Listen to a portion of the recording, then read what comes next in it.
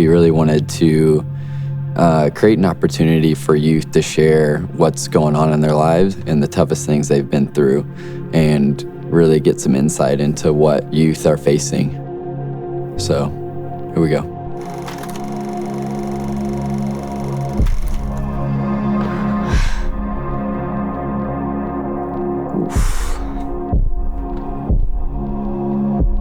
Just when they got divorced, I somehow felt like that was my fault because he was getting mad at me and it was making them fight with each other. Mom and my dad been like on and off. But then like when I was 10 years old, they got divorced like for the last time. And then my mom told me like, you probably not gonna see your dad again. Which is kind of tough. I was 10. 7th grade was like my worst year because like that was when I was really like badly depressed. Like I was on medicine for like months. I guess for most of my life, I dealt with a lot of abuse. Because when I was younger, I did go through like a lot of surgeries because I did have a hole in my heart. So I had a scar. Most of the time I used to wear like tank tops around and everything, and like people like discouraged me because I had a scar and I didn't look like up to par like everybody else and everything. I didn't see a problem with it. It wasn't just me, it was my whole family. And that really, it really messed a lot of us up. One girl said to me in 6th grade, we were all getting our report cards that day, and they got passed out at the lunch table. Well, a girl saw my report card, which wasn't the best grades, and she looked at me and said, "You worked the hardest out of all of us here, but you're the stupidest one of us all." So that hurt for a while. I would say last year was tough for me because I was lost. I didn't know what I was doing. It felt like I was alone. We decided to leave. So my mom and the rest of the kids, we moved away. And someone that I used to be really close to, they said, "I hate you." They said, "Where were you when I was going through this and that? Where were you? You were never there." And that kind of hurt me because I'm like, wow, I busted my butt to try and help you through your situations. I purposely isolated myself sometimes because I'm like, if I'm by myself, then no one can hurt me. to be honest, I've been home in a while.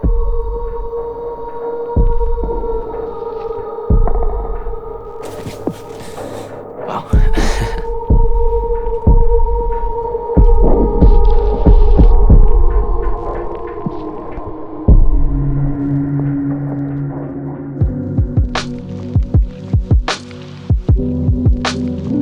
Talking about pain, right away, what came to me is my mom and dad going through a divorce at the age of 9. And a lot of times for me, it brought up discussions and thoughts in my head of, was it my fault? I started asking myself that because we were a set family, a set home, and all of a sudden a broken home. And for me, I started asking myself, am I the only one in this? Yeah. I feel isolated. Me too. It hurts. And I played sports. And so like playing soccer and giving my all, looking at the sideline and not seeing dad, that hurt. Yeah. And then also growing up and trying to be a great man of God and a future husband and a future dad. But I also asked myself, how can I be someone that I didn't have? And I know God didn't cause the pain, but I know that he can use it. And he did use it. And so my youth pastor stepped in and I was at youth group all the time. And one of his messages, he actually mentioned one of the verses that became an anthem for me. And it was Romans 8:18. And it says that our present sufferings will never compare to the future glory that will be revealed in us. Yeah. And so I started thinking, okay, I have a purpose, but I've also gone through suffering and pain. But what that showed me is that my past or my present pain cannot compare to the future purpose that God has for me. So I actually loved being on my own. And it actually took the first time I ever fell in love to start kind of changing that for me, because it was the first time I had someone's undivided attention, all on me. Yeah, you know? Yeah, so like at 18, I was just like, I got so wrapped up in it, because like when you're that young and in love, like it's blinding. And then when it's over, like it's equally painful. And now it's like I went back to being on my own, but this time I was like, wait, I don't like this. It was so much better like being with someone else. But since I was so used to being on my own before, I went back to being isolated. But yeah, just looking back on all the pain I went through, I was able to realize that like I needed to go through that whole 2 years of a heartbreak for God to just like pull down the walls of my preference of being alone and actually open up my eyes to the people around me and community and realize that like that's important and that's like his design for us is to be and experience life with other people because it's just so much better. That's great. I always grew up feeling like I was behind. I didn't have like a coach or a mentor, and every situation I walked into, it was like, I'm already the last one. Yeah. Because I didn't even know that we needed to prepare coming into this. Like I thought I could just come to practice and the coach would teach me how to play the sport. But first time I played sport was high school. So I was like, obviously, like by then they would think that you have figured it out. But in every area of my life, that's always how it felt for me. It just got to a point where I realized like I need to shift my perspective on this and not say like that's what the world owes me, because the world doesn't owe me anything. This is on me. And so I started to figure out how I needed to coach and train myself, because I also realized if I don't take my own growth into my own hands, I shouldn't expect anybody else to. And I love that how like you had people around you, but you spoke about the mindset, you know? Because being hurt, it takes a while to get away from here. So like you talking about coaching yourself and getting out of that place of feeling like it's all about me in a hurt way. And actually knowing, wow, I can coach myself and coach others now and use it for a purpose. That's beautiful, man. There's emotions that are wrapped up with that hurt, you know? Like, I don't know, what hurts you might not necessarily hurt me, but we could feel the same emotion. So true. You know, like, I've experienced divorce. I've experienced a heartbreak. I'm like, I know what that's like. Right. Yeah. But I don't even know if like the way that I process the pain is the same as the way you guys have processed the pain, because I think it's like different. You connected with it differently. It's personal. What's personal to you is different than like personal to me. But I think the common thread that God is really teaching me is like, man, the way we experience our pain has everything to do with the way we respond to it.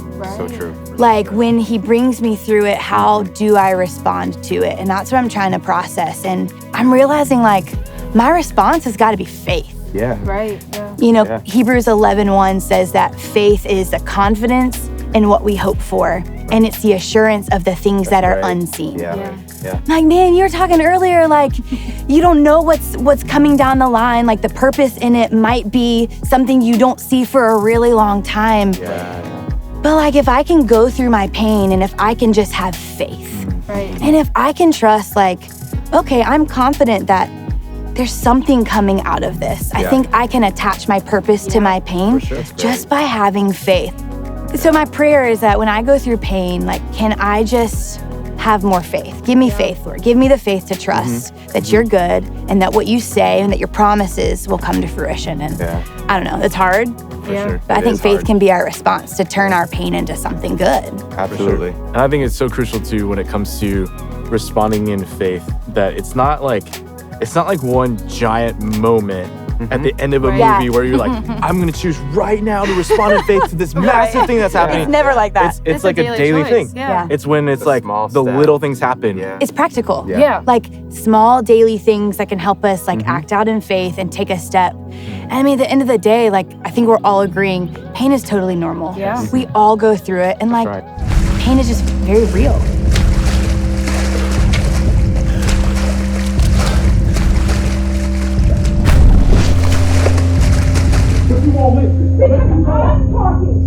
The problem with pain is that it's loud. So loud that you can't hear anything else. And sometimes it feels like you're so lost in the middle of what you're going through that there's nowhere to go. Nothing to stand on. Like all the air has been sucked out of the room, and you're the only one who knows it. And you're screaming for someone to notice, but it's all you can do to just breathe.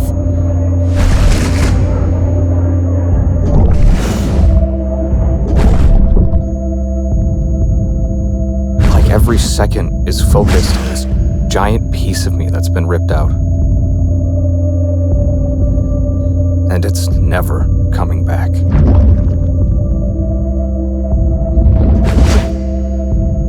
The problem with pain is that you want someone to blame. Someone else to scream at. But the only thing that you really hate is the part of you that you can't get rid of. The part in your bones.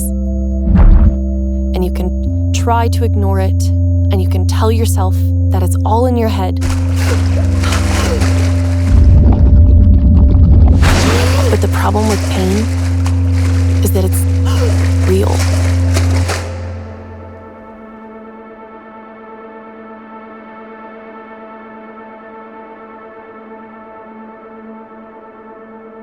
I've been in and out of homeless shelters 4 times in the past 6 years. I remember the first shelter I moved in, I was younger than 10. I was a child, and I can remember people. I can remember being surrounded by a lot of people other than my siblings and my mom.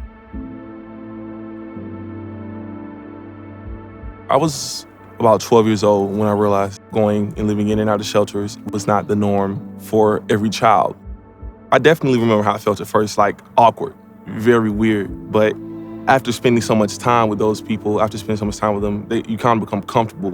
When placed in that situation, it allows your brain to just have this mentality of, okay, all I need to do is not die. And I believe that's not living, that's just not dying. And that kind of life is oppressive and depressing and sad.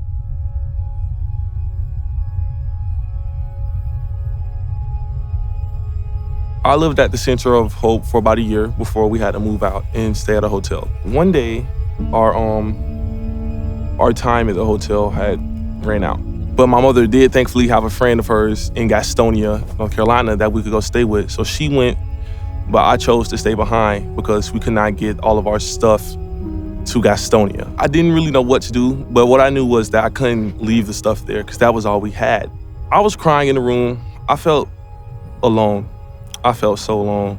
But then something told me that, you got to get up. You can't sit here and cry until the manager comes in and tells you, hey, you got to leave or I'm calling the cops or something like that. So it's like, oh man, and I was thanking people to call. And I was like, oh yeah, Lex. I can call Lex Bibbs. Me and Shane really didn't know each other. I was in charge of my group to basically checking in with our roster. And Shane was on that list and I was just like, hey, I'm Lex, I'm be one of your group leaders, just want to make sure that everything is still good for Youth X this weekend. He was like, absolutely, looking forward to it. And, about 30 minutes later, that's when he called me back and was like, there's this hotel situation. It was a disaster.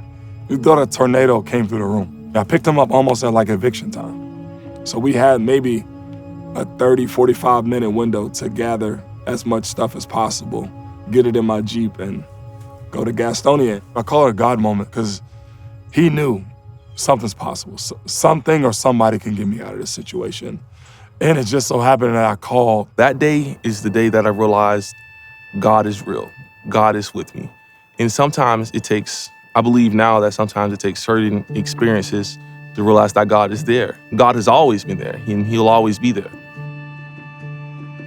Big Shane is so wise beyond his years, where so many people would be beat up and torn down through everything that he's going through. Shane just seemed to only get stronger, and his faith in God has just gotten stronger through it all. I believe my purpose in pain is to help other people not go through the same things I went through. God allowed me to endure through my suffering so that people won't have to do what I did, and so that people know that they won't have to do it alone. He's had so much of this pain, but because of that, that's what drives him. Just the amount of people that Big Shane has brought to church is crazy. There was a time whenever he was living in the shelter and every week it was 5 or 6 people he would just roll in with. He's determined to not only get himself out and onto the other side of that, but to bring so many other people along with him. After realizing God is in your life, that doesn't mean it's going to be sunshine and rainbows. That doesn't mean it's going to be easy. I do have hope because God is with me, that I believe he's using my pain to give it a purpose.